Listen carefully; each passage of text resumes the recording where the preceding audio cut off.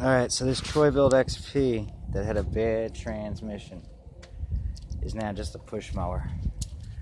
I removed all these components to remove the weight from it so that it's not a heavy push mower. So, the only things I left were these plastic covers. You need that one to put the mulch plug in. And so the dash is plain now. The only thing that's still left is this one piece that was under the dash where the other cable went in. So, I don't know, I might trim that off so it doesn't look so obvious. And then that's it. It's a push mower now. So now it can be used and sold for decent money without me having to have spent 80 bucks on a trans, because I definitely don't have one like this. So, but it was definitely no good, because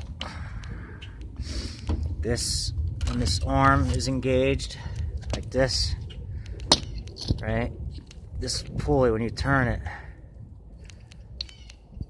the axle should be turning. See how it's not? So it was definitely, the transmission was no good.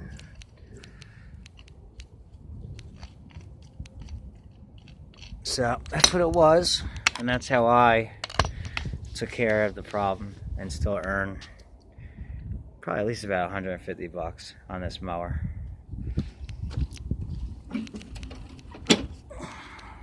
Still a good mower, still got a good engine.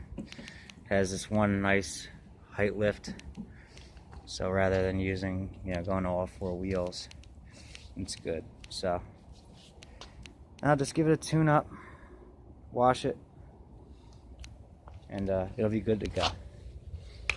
So that's how I saved that, because it made no sense tearing the whole thing apart, and didn't make any sense putting $80 in. On a mower, you're looking at maybe 200, give or take, maybe a little more, because it was a higher end looking unit. But all this stuff,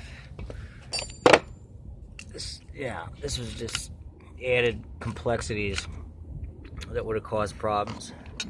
These are good heavy duty gears, but the gears on the wheels are still plastic, so those could still wear out. So, alright, that's sometimes the best way to go about it. As far as this hole, I don't know what to say about that. I guess I could put a cap there, maybe. Just cap it off with something, or just leave it be, whatever.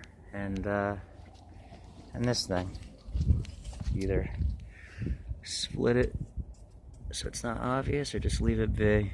I don't know, but it'll function now. It starts, runs, and cuts, so it's not very heavy anymore, so that's good.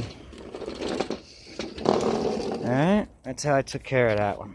Sometimes you gotta just cut your losses. This is where you're still making money on it without wasting a lot of time or spending money. Because on a $200 mower, it doesn't make sense to spend 80 bucks. Then you're only making 120 bucks. I'm still going to sell for 150.